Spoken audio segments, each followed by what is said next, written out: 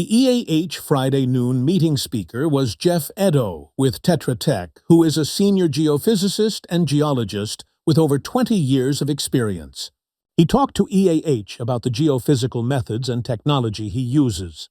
This included terrain conductivity, magnetics, time domain electromagnetics, ground-penetrating radar, microgravity, seismic imaging, marine geophysical methods, underwater geophysical mapping, drone and airborne surveys, and drone semi-airborne electromagnetics. Thanks everybody for joining us today. It is Friday, January 19th. Thank you for joining the Engineers and Architects of Hawaii. I'm Kane Sean, I'm the president. We'll move into today's program. We have a visitor out of San Diego, California. We've got Jeff Eddo. He's a senior geophysicist over for Tetra Tech. And, I could spend a long time listing his accolades, but I'll have Jeff take over. And he's going to go over some geophysical methods that, HGS has recently adopted with him, and we hope to do more work in the future. So let's give it to Jeff.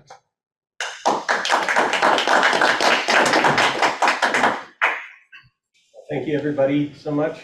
My name is Jeff Eddo.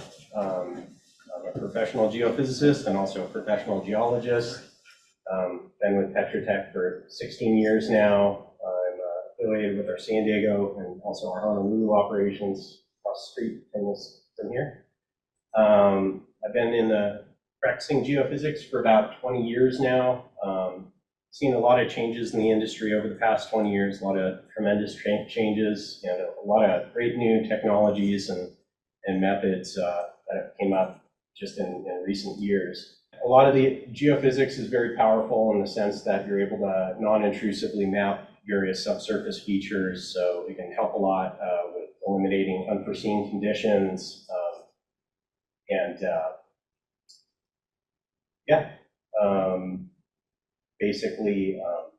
saving a lot of costs so that you're not just blindly poking holes in the ground or excavating and not knowing what you're getting into. So it really provides a great blueprint to make decisions based off of, and can tremendously save a lot of costs and improve public safety for both employees and for the community.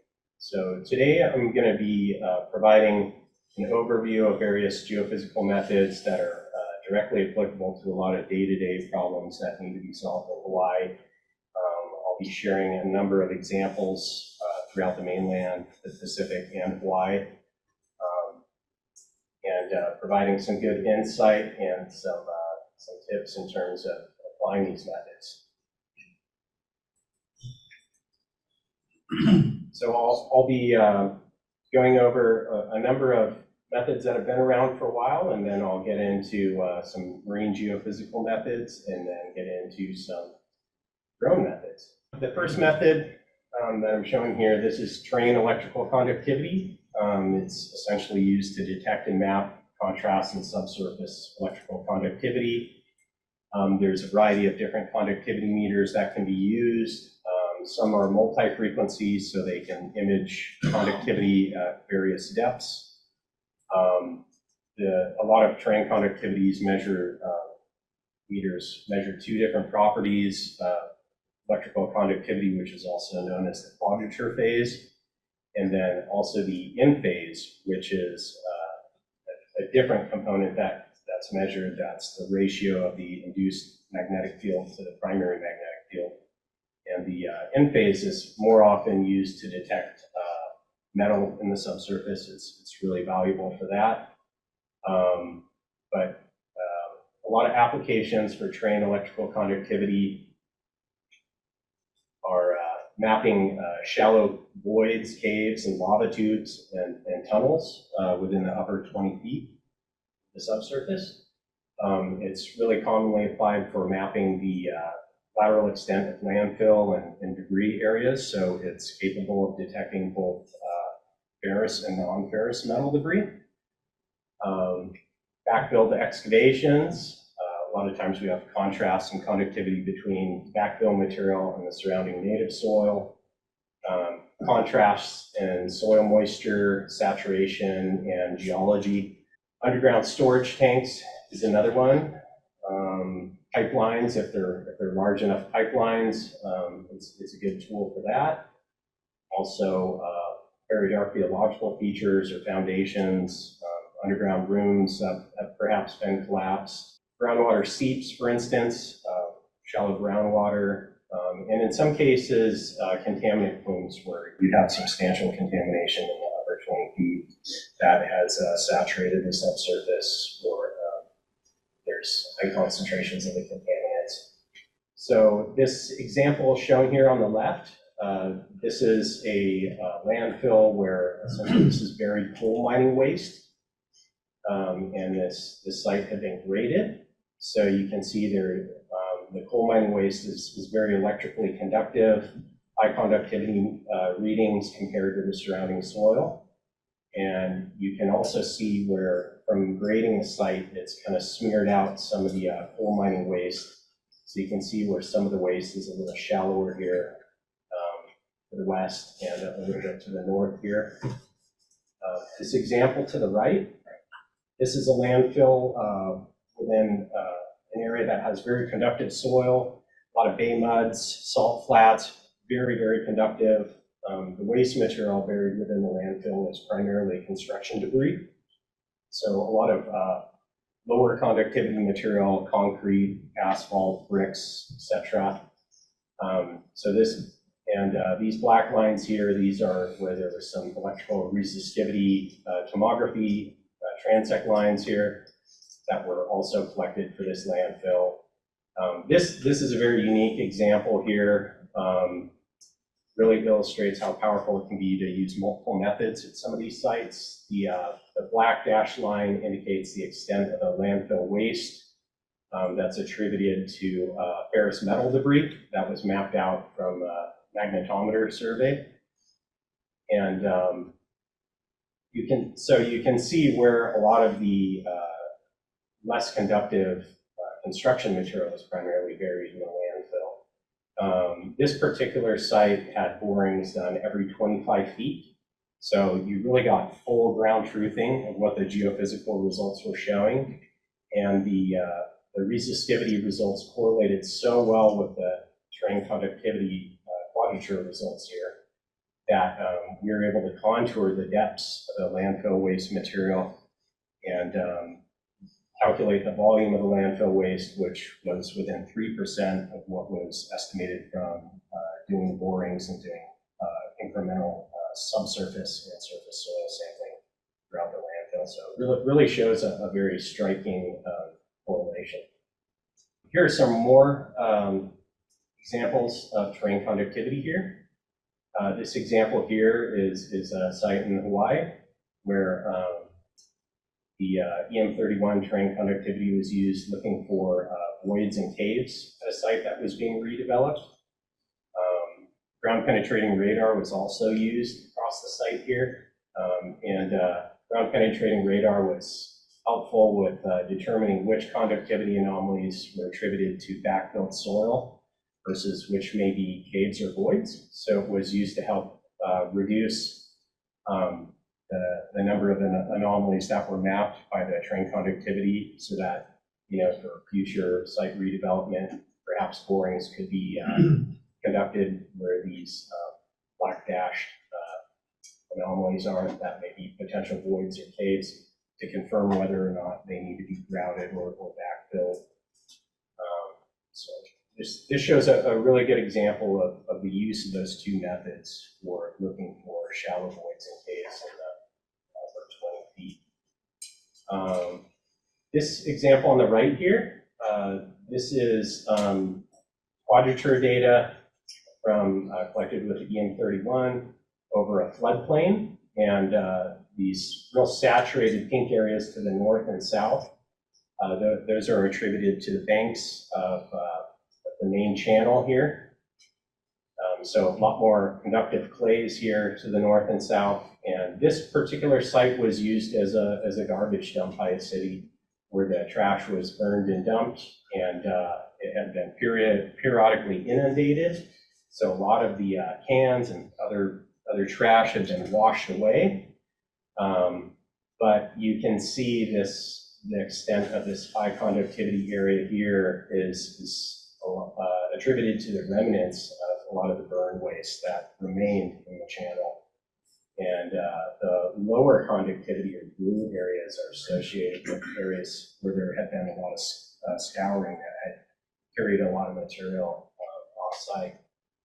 Now, this example right here, this shows the in phase for this site. And it shows where there had been some metal debris that had been deposited that didn't get transported further down in the main channel. So that's one of the powerful things about this method, is having both data sets to evaluate, help confirm what some of those changes in conductivity are, and gives you some extra insight. Also magnetics, or magnetometer surveys, they're used to detect and map changes in the strength of the total magnetic field.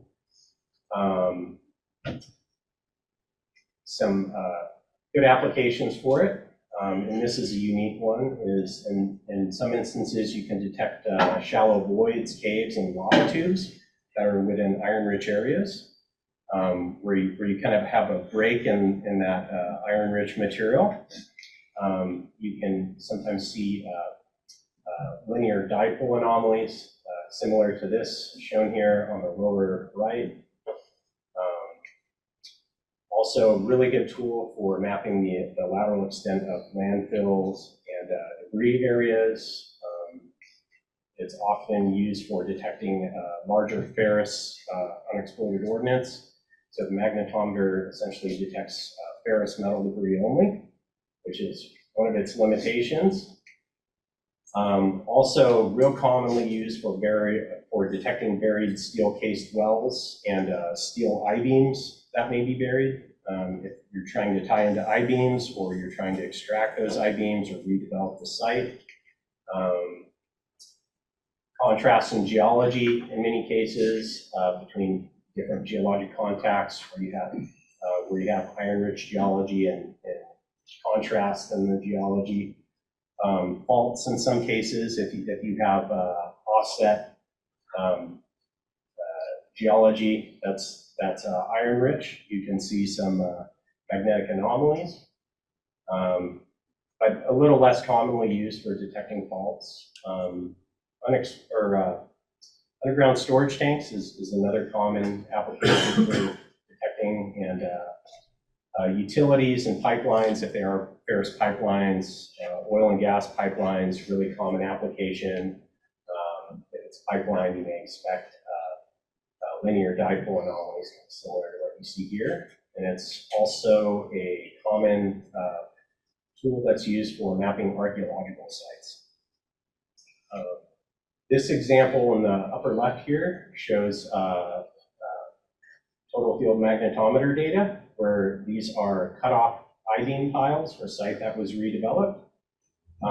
Many of these I-beams, steel I-beams, were validated through test pit excavations down to a depth of 7 feet, and they were found right on point there. There's also other EM data collected over here to detect some of these other linear pipelines that were associated with former foundation. So real helpful to geo-reference some of the former building plans and look at some of the historical aerial photos and correlate it, so that you can really help further pinpoint the source of these anomalies. This example here, this is a burn dump site where there are slit trenches that were dug within a floodplain, and so you see they stand out really well. Nice thing about magnetics and terrain conductivity, for instance, is you can process the data in the field, and if you see maybe you didn't fully delineate some of these anomalies, you can easily and quickly process the data in the field and then do step-out surveying to make sure you fully delineate some of these anomalies, rather than having to remobilize and come back. So really cost-effective methods. A lot of this equipment is available to rent as well. But I'll give the caution that it's really important to understand and read up on the site background in terms of what you're getting into with the geology, site history, so that when you see these anomalies, you can really make a lot more sense of what's going on. That's really where geophysics becomes powerful for getting more substantiated interpretations that are really meaningful. Because otherwise, it's just a bunch of colors and people don't know what to do. Time domain electromagnetics. This is a really common, cost-effective method. These two examples here were collected with Geonics EM61. The time domain electromagnetics I'm talking about here is used to detect and map subsurface metal debris, all metals, ferrous and non-ferrous metals. Really commonly used and one of the primary tools used for detecting unexploded ordnance. There's recent sensors that are used for advanced geophysical classification for unexploded ordnance detection and classification, to where you have multiple three-component receiver cubes and multiple transmitter coils, and you're able to illuminate these targets from multiple angles, and you're able to classify whether or not the target is a full of ground or a piece of scrap metal or fragmentation that can be left in the subsurface. So really powerful because as you see in this example up here, if you dig up all those, it can be very time consuming if you have a UXO team digging up all these anomalies. It's also commonly used for mapping the extent of landfills and debris areas. Underground storage tanks is a really common application with this method. Really good for mapping out utilities in the shallow subsurface and pipelines, and very reinforced foundations. This example here in the top part, this is the site in the Pacific. The survey was done for modernizing the property, and you can see a lot of these anomalies are associated with potential ordnance and other debris here. And then you can kind of see this other thick black polygon, and these are areas where you can detect or you can pick individual anomaly sources. So they're basically just really saturated with debris. So it helps you kind of plan for, well, are you going to dig up each individual one? Are you going to use an excavator with the UXO team and have them screen them? So really helps you with determining the path forward. This example right here, this is a really common textbook example of an underground storage tank survey. You see some polygons with some map debris associated with some demolition. You can see this is reinforced concrete here with the fill ports, and you can see the anomalies underneath the reinforced concrete, or extending beyond the reinforced concrete, I should say, indicating that there still are some USTs in place. Couple pump islands here, a couple product lines going to the underground storage tanks.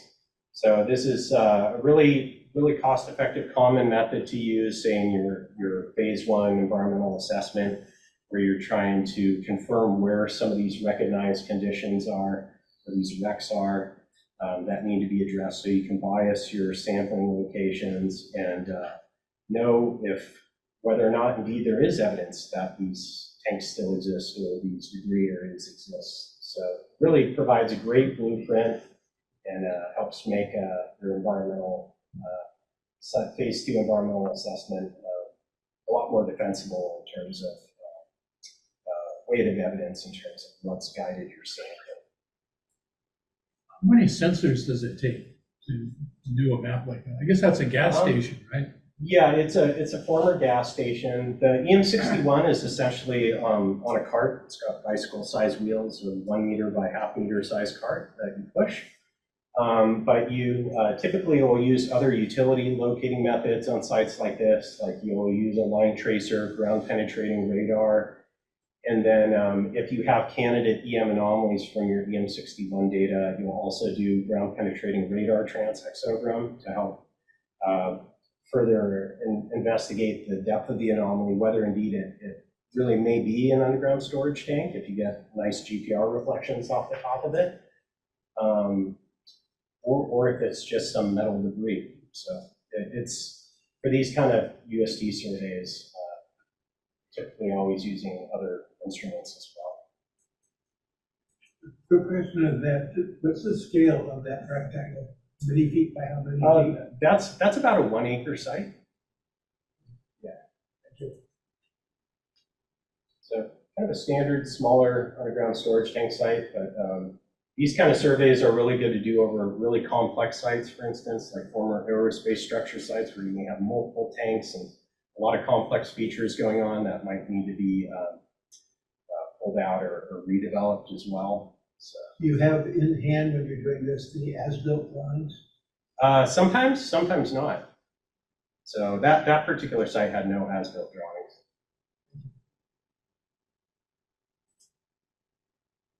Many of you are familiar with ground penetrating radar.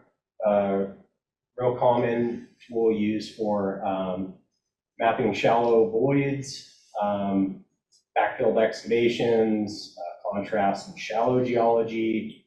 If there's a really shallow fault or fracture zones, or really shallow depth of bedrock, you can get reflections off the top of bedrock. Real commonly used for detecting underground storage tanks, utilities, pipelines, buried archaeological features and foundations, and it's basically used to detect and map buried objects and boundaries between materials having different electrical permittivity, which is also known as the dielectric constant, and contrast and conductivity as well. This example in the center here shows an archaeological site within an environmental site that shows some buried underground rooms that were, you see here with these colorful anomalies. This is what's called a time or depth slice from the GPR data that was collected. And some of these other polygons are debris areas that were detected with some of the other like terrain conductivity and the EM61 and magnetometers. So it was really helpful to help kind of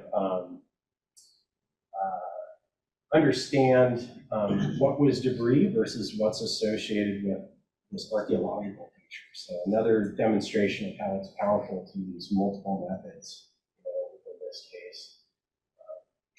In the upper right here, this shows a backfilled excavation where a railroad was removed, and this was for phase 1, phase 2. And so, as you know, railroads can have wood that's treated with creosote, kind of chlorophenol, and you can have herbicides and you know, potential spills off the side of them. So you don't see, you see evidence that the railroad has been removed. So instead of saying, yes, this is a wreck, it could be considered a potential wreck, which is helpful for phase 1, phase 2.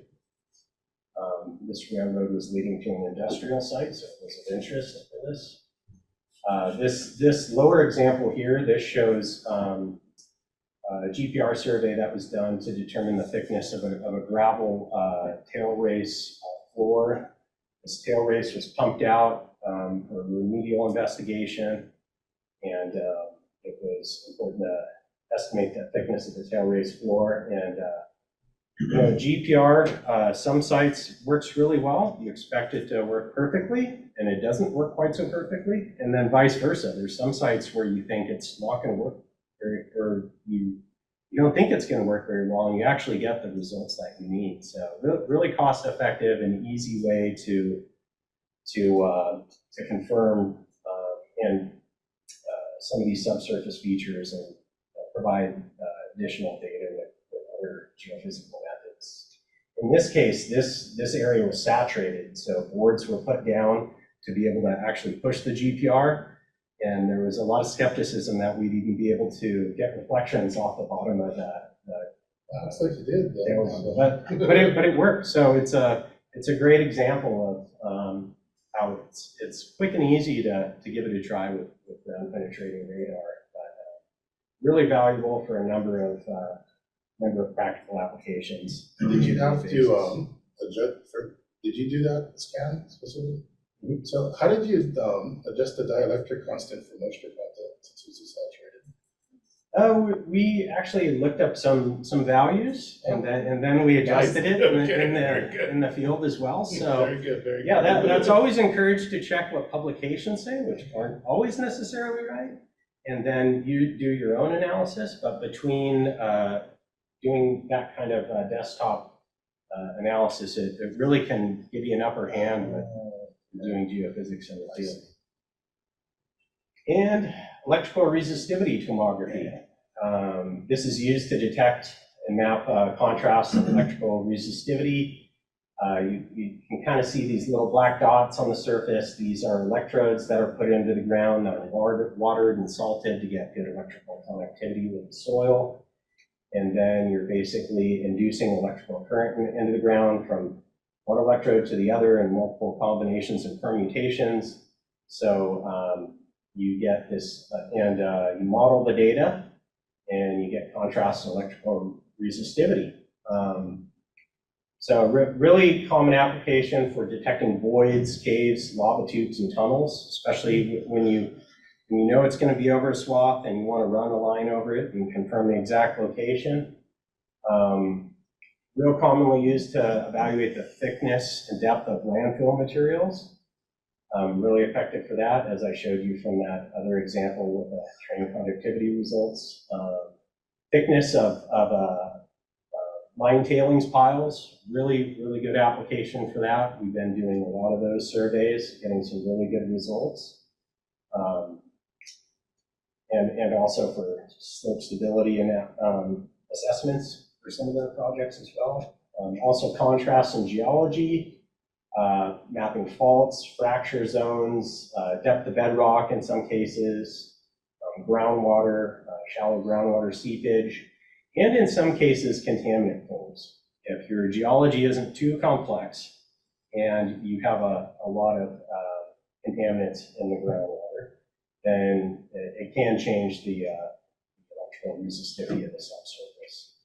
And it's also a really powerful and cost-effective tool for looking for voids and piping and dams and levees, for instance. But it's really important to kind of study up on what some of the expected depths may be, so that you can design your line lengths and electrode spacing appropriately to make sure that you're imaging deep enough to find your targets of interest.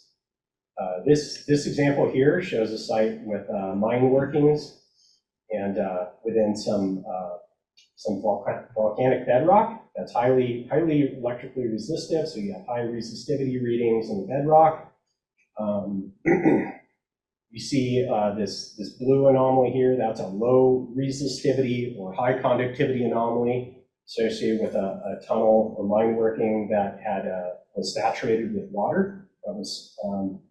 And some of these were successfully drilled and dewatered to remove mine impacted water. And then you can have some voids or caves if there's no water that would be expected to have conversely a higher resistivity because there's no fluids that are conductive within those anomalies. But this shows a good example of some complex geology where you have faults, you have saturated tunnels. So this is a really good example of that. In the upper right, this shows some crossing resistivity profiles in a karst environment. You see a resistive sinkhole here in the shallow subsurface, and also multiple faults, which are a little difficult to see here on this image. But really powerful tool, very cost effective. Sometimes if you have a very conductive shallow layer, it can make it difficult to image the resistivity below that conductor. So that's one of the limitations of resistivity, and that's why it's really important to evaluate the geology and the site characteristics. Microgravity.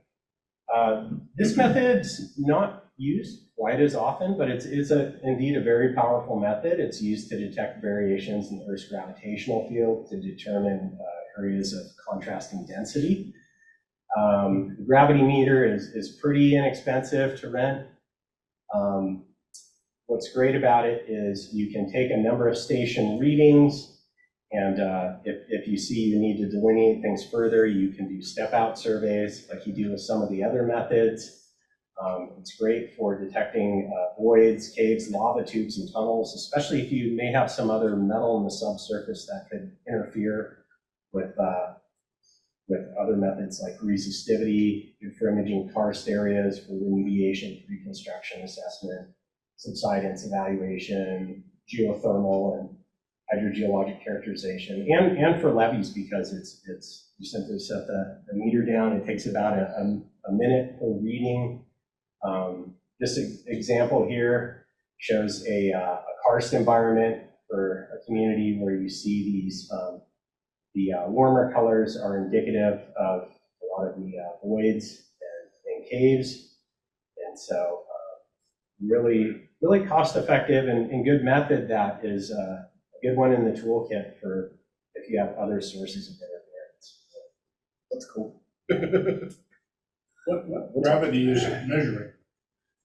It's measuring changes in the gravitational field that are due to density. So your readings are in microgals. So the new gravimeter or the newer gravimeters that are used for microgravity surveys are very sensitive.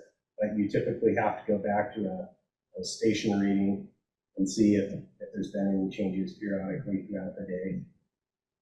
So it's the mass of something that's being contracted or. Yes.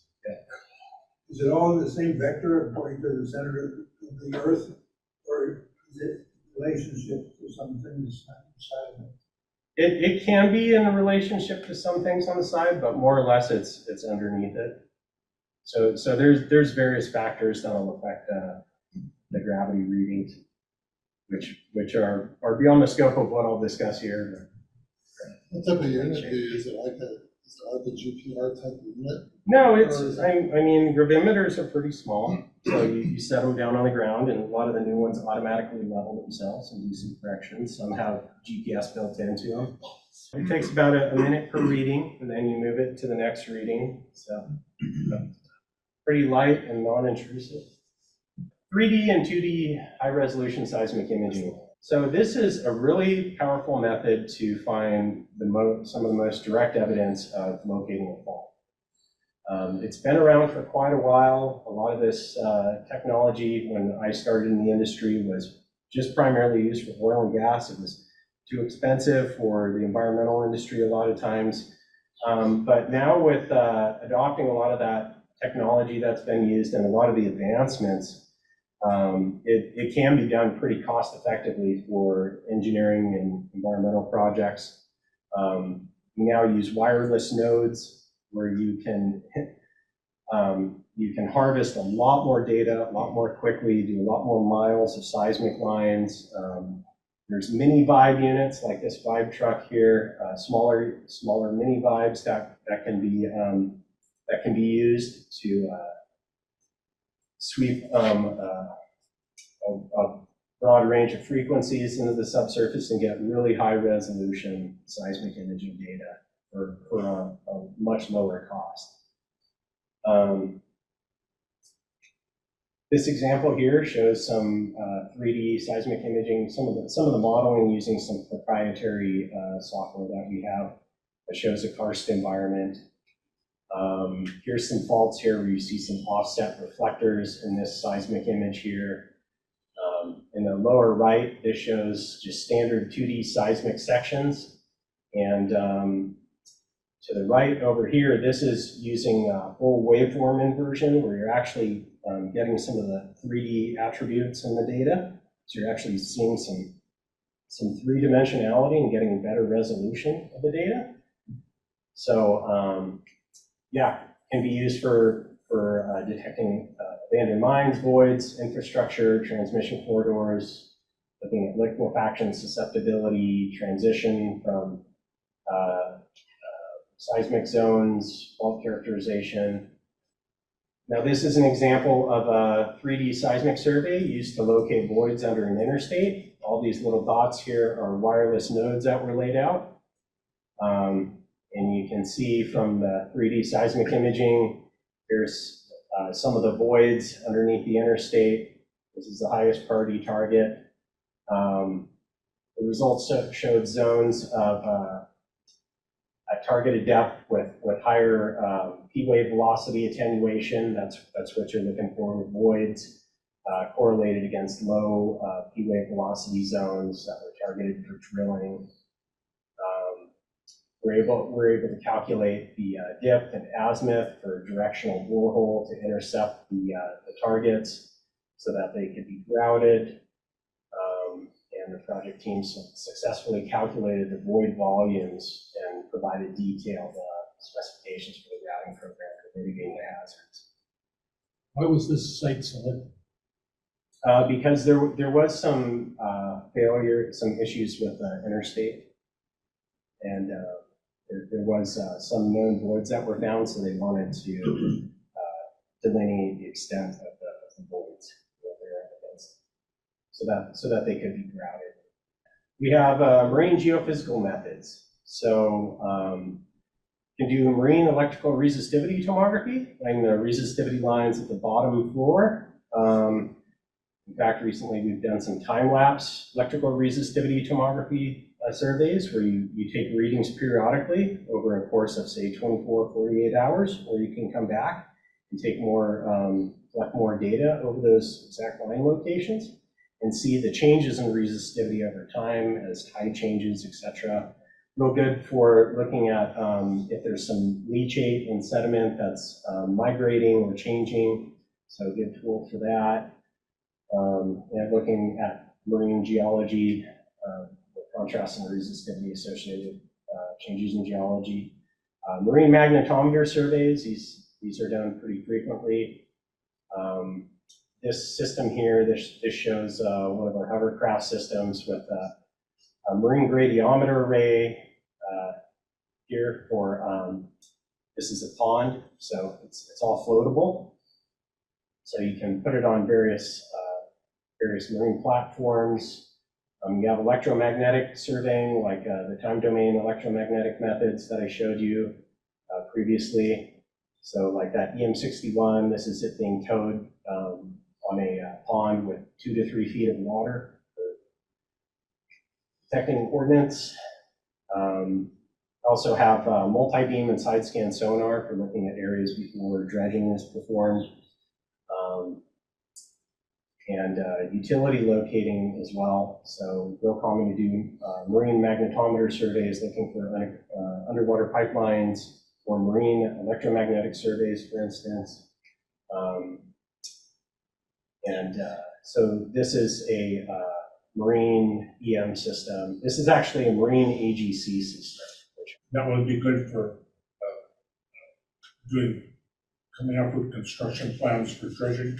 Yes, yeah, it's very commonly used for that. Also before doing marine magnetometer or marine electromagnetic surveys, it's helpful so that you can make sure that the sensor stays a uniform height above the bottom for doing the survey. That helps a lot. Pretty cost effective, easy to do. We've got LiDAR methods, marine magnetics, marine electromagnetics, and then recently there's been a system developed called the Marine Ultra Tima 4. This is, I believe, the first commercially available AGC system for detecting underwater ordnance and for classifying underwater ordnance. You see those black cubes there, those are 3-component receiver cubes, and orange coils there. This is dropped into the water on this towfish. It's got a USBL transponder, so it can track the exact position of the sensor array underwater. What's really great about this particular system is You can view different channels of the data in real time and see the data being gridded in real time as it's collected. The data can be streamed to your data processor in real time. And the data can be inverted in the field. So it's really powerful. And you can also set your measurement performance criteria for your different instrument QC tests so that if there's any failures, they can be flagged on the fly and you can do the troubleshooting on the fly. It should be noted that these advanced geophysical classification sensor systems, any firms that do these kind of surveys are required to have what's called a DAG-CAP accreditation. It's the DoD Advanced Geophysical Classification Program accreditation. It's similar to the accreditation that labs are supposed to have, the ISO accreditation. So it's the DoD has adopted a similar model. So firms that do these surveys are required to maintain their accreditation and are subject to audits, etc. But this is a very powerful system because you can just do transects and then get high enough density of data to be able to classify the targets as full up round or scrap that can be left in place. Of course, I showed you these various electromagnetic methods, magnetic methods. Now they can be performed with drones, which require you to have a Part 107 certified pilot to be able to perform these surveys. These platforms are especially very powerful for some of the applications and why, where some of the terrain is really rugged or inaccessible by foot, and you need to map out some of these subsurface features or reduce hazard to your workers that they have to do surveys on foot. This drone right here shows an EM61 light. So this is like basically the coil that was similar to the one that was used for that underground storage tank example that I previously showed you. This is the Geometrics mag arrow configured with a drone. So magnetometer. So you can collect a lot more data with these drones, but you have to have a good know-all of what kind of payloads can be supported by this certain type of drone. Some projects require you to have a Blue UAS certified drone, which there are many available that can support these kind of payloads. And then on the lower right here, this is a train conductivity meter. So yeah, and radar altimeter can be used to maintain a relatively uniform sensor height above the ground surface. The advantages of drone geophysics are you can have safe operations in inaccessible terrain. It can be GPS guided. So for example, if there's changes in conductivity, you could plan the same flight paths at a later date, and high daily production rates. So I have a colleague that's developing a frame so that you can change out these different sensors and then in the field attach the other sensor and then do a mag survey or do an EM survey. So similar results to what we showed before, but the difference is you're going to have a higher sensor height above the ground surface. So a bit less resolution, but much better resolution compared to traditional airborne sensors that are flown with manned aircraft. This is an emerging technology that is very impressive. Semi-airborne drone EM surveys, and that is where you lay out a dipole transmitter line, say like a kilometer long. You have so you lay one out in one direction and then another line in another direction, and you're inducing a suite of frequencies from the dipole transmitter into those lines, ranging, with a suite of frequencies from say 10 hertz to 10,000 hertz. So you're really, with geophysics, typically the higher frequencies, you're getting better resolution in the shallow subsurface, and with the lower frequencies, you're getting better resolution in the deeper subsurface. And then you basically fly drone transects perpendicular to each dipole transmitter line, so you're flying in both directions. And then you use that dipole transmitter on the other line and fly perpendicular. And you're able to, what's great about this is you can lay your dipole transmitter lines out away from like a waste area if you're trying to delineate a landfill cell, or so you don't have to put all these electrodes in the ground or maybe disturb the surface of the area that you want to survey. And you can also image resistivity to really great depths, 500 feet or more. So it gives you a bit of an advantage in some cases over traditional electrical resistivity tomography, like I previously showed. This shows in the upper right here, the drone with, this is the IMU right here. And this is a 3-component lightweight flux gate magnetometer right here. And then this is the 3-component induction coil receiver that measures the 3 components of the magnetic field while you're running this. So you have the source on the ground and you have the receiver on the drone. So, but what's great about it is you can also run the system and get airborne magnetometer data as well for comparison. So this is a technology that's developed in Europe. So some of these surveys have been done in Europe and some other countries, and we are expecting to be doing some of these surveys in the US here this year. So this is a really great, powerful technology. So this model, this resulting resistivity model here, you get a resulting 3D resistivity model. This one in the lower left here, this shows a buried paleo channel here, a higher resistivity paleo channel that has more gravels in it.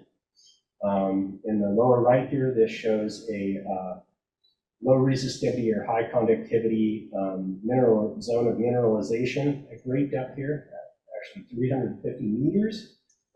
So this is some really exciting technology. So the intent of this presentation is really for some outreach to let everybody know that a lot of these methods are available, to be used on the islands.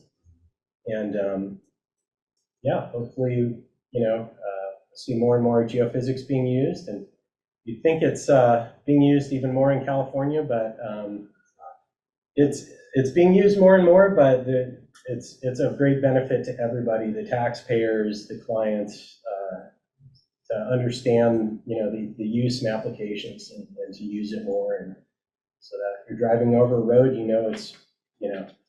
it's been designed based off, really solid weight of evidence so that you and your family know, hey, this is, have that peace of mind.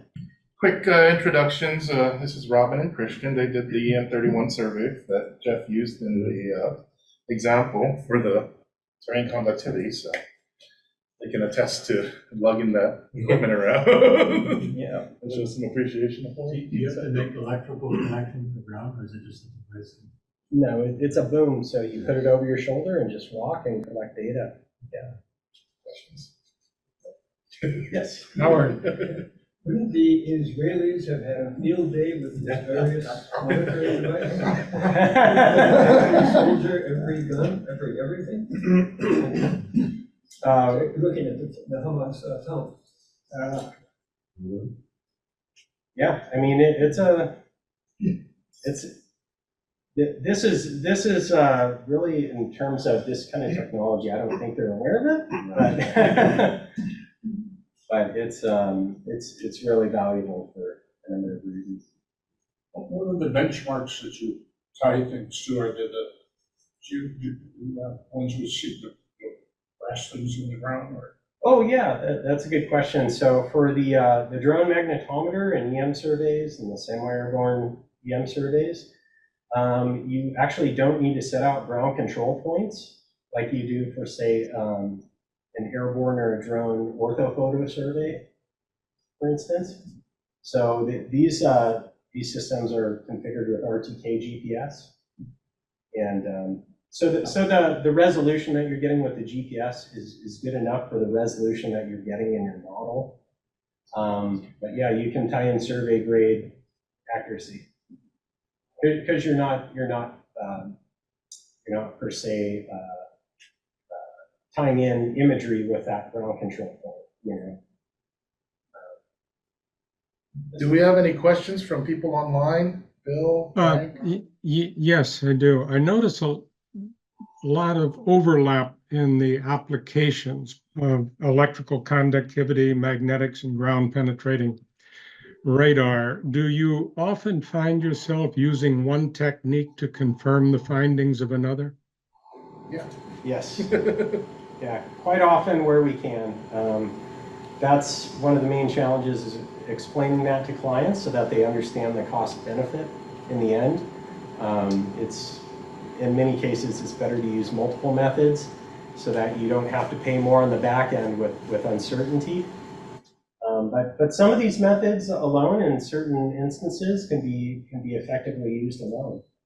But it is often really helpful to use multiple methods. Wouldn't this be energy efficient in addition, because you don't have to haul heavy equipment to operate it and haul it back again? Yes, yeah, there is definitely a green and sustainable aspect. You need a big enough size crew to make sure that you have enough drone spotters to maintain visual line of sight with the drone. Typically requires a lot less driving back and forth, less fuel, less vehicles driving out there, especially if there's biological concerns or ecological habitat concerns. So you're minimizing impact to the habitat. So a lot of benefits there. Some cases, at some sites, you're not able to drive over the surfaces. You're not able to mobilize your crews out there. So it provides some means to work around those. See, I may have missed it, but do you do any groundwater tracking or the other thing that's used now for the owl line, the spongibility, water content capabilities? You can, with the time-lapse electrical resistivity tomography, you can track changes in conductive anomalies associated with groundwater over time. With the Semi-Airborne drone EM method, you could, in theory, track changes in resistivity associated with, say, conductive anomalies that are attributed to groundwater distribution, and see how that distribution and the conductive anomaly is changing over time, because you can perform your data collection over the same flight paths. Well, having lugged tripods in through the swamp, the energy saved for this is not gasoline. Yeah, it's quite amazing to sit down and watch the drone collect the data for you. It is an amazing experience. It makes you feel like you got to roll yourself around in the bushes or mud or something to feel like you're doing what you should be doing. But yeah, a lot of really great benefits to this technology and using this technology for good purposes. All right, well, thank you, Jeff. Let's give him a round of applause.